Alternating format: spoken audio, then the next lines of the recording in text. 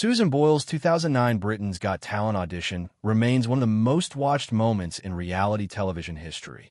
Not just for the voice that stunned a skeptical room, but for what it revealed about how quickly people misjudge others based on appearance.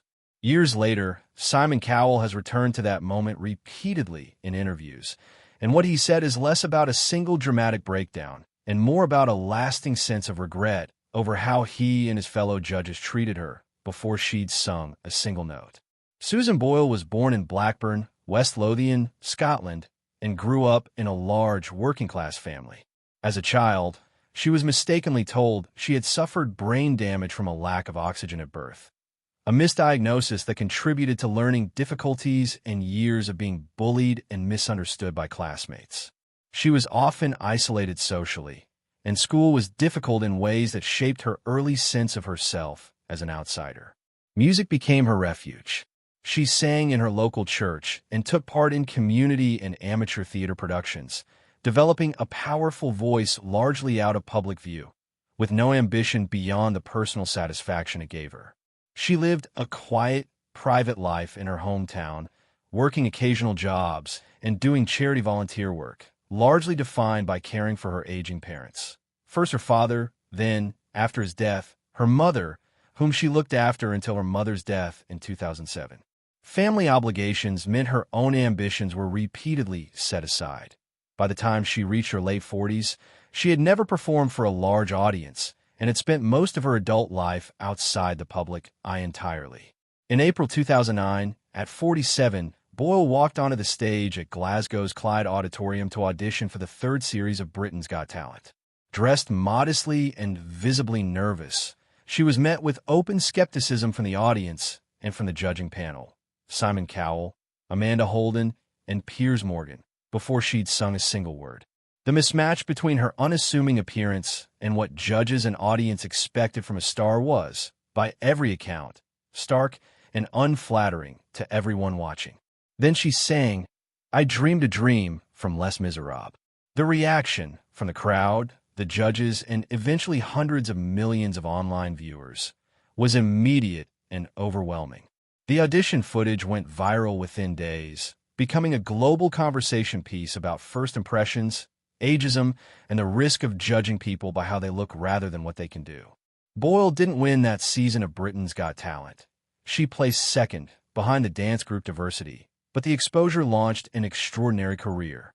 Her debut album, I Dreamed a Dream, became the UK's best-selling album of that year, and she went on to sell more than 20 million albums worldwide, reportedly earning millions in the year following the show and eventually entering the Guinness World Records for her sales figures. What's actually on record from Simon Cowell isn't a single emotional breakdown, so much as a repeated, years-long acknowledgement of shame over how the panel treated Boyle before she performed. Watching the footage back afterward, Cowell has said he was struck by how dismissive and sneery he and his co-judges looked. Reactions he's since called disgusting and horrible in multiple interviews. He's described the moment he first reviewed the clip as a genuine turning point, saying he realized the audition was going to become enormous and that the judges' initial reactions would make them look foolish in hindsight. Nearly 2 decades on, in a 2026 podcast appearance, Cowell went further, saying the judges' response was worse than it even appeared on camera, and singling out a particularly withering look from Piers Morgan as one of the worst moments he can remember from his own career. Rather than edit the reaction out, something he had the authority to do, he chose to leave it in as, in his words, a wake-up call for himself and the other judges. Boyle herself has described the audition experience from the other side as deeply uncomfortable, telling reporters she felt like a circus freak facing disapproving faces from the panel and crowd before she'd had the chance to perform. That gap between the judges' visible skepticism and her eventual reception captures much of why the moment still resonates. The story isn't really about a single tearful reaction, but about the uncomfortable gap between snap judgment and reality. Despite the rocky start, Boyle and Cowell have maintained a public relationship over the years that both have described in warm terms. In a 2019 interview, Boyle called Cowell the biggest inspiration in her career, describing him as someone she's worked to make proud for roughly a decade, and someone who continues to push her toward doing her best work.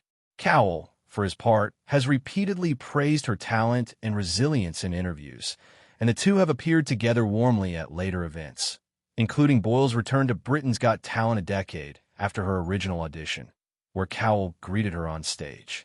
That said, their relationship should be understood primarily as a professional one built on mutual respect over time, rather than the close personal mentorship some retrospective accounts suggest. Cowell has been candid that his understanding of the responsibility talent shows carry, introducing ordinary people to sudden fame with real consequences for their well-being, shifted significantly because of what happened with Boyle. Boyle's transition from a private life in West Lothian to worldwide fame came with real difficulties that she's spoken about candidly over the years. In 2013, she publicly discussed being diagnosed with Asperger's syndrome, a diagnosis that came in adulthood, and that she said helped her make sense of social difficulties she'd struggled with and been misjudged for throughout her life. She's described the sensory and social demands of fame, constant public attention, travel, interviews, and performance schedules as often overwhelming, particularly given how sharply they contrasted with the quiet, routine-oriented life she'd lived before her audition. She's also faced more concrete hardships. In 2016, she was diagnosed with type 2 diabetes and took an extended break from performing to focus on her health. And in 2017, she was reportedly harassed by a group of teenagers in her hometown who mocked her appearance. More recently, health issues, including a lung infection, led to further interruptions in her career. Throughout, she's spoken publicly and with notable openness about these struggles. Openness that's been credited with helping normalize conversations about mental health, neurodivergence, and the pressures facing people who become famous later in life or without seeking it. Stripped of some of the more dramatized framing that's grown up around it online, the real story here is fairly clear. A talented, previously unknown singer was initially judged harshly based on her appearance, delivered a performance good enough to overturn those assumptions almost instantly, and then spent the following years navigating both extraordinary success and the genuine strain that sudden fame placed on someone who'd spent most of her life outside the public eye. Simon Cowell, for his part, has been unusually candid, by his own reputation standards, about how badly he and his fellow judges misjudged her, and has used that memory repeatedly as a cautionary example about the responsibility talent shows carry toward the people who walk onto their stages. Whether or not Cowell literally broke down in tears in any specific interview, as some retrospective videos frame it, the documented reality is arguably more interesting. A public figure known for blunt, sometimes harsh judgment, revisiting one of his most visible errors in judgment repeatedly over the better part of 2 decades, and using it to argue for more care in how reality television treats the people it turns into overnight stars. Boyle's own resilience, the willingness to keep performing and speaking publicly about her health and neurodivergence despite the pressures fame brought, is arguably the more consistently documented part of the story, and the part with the clearest legacy. Her audition is still cited as one of the defining examples of why snap judgments about talent, based on age or appearance, so often turn out to be wrong.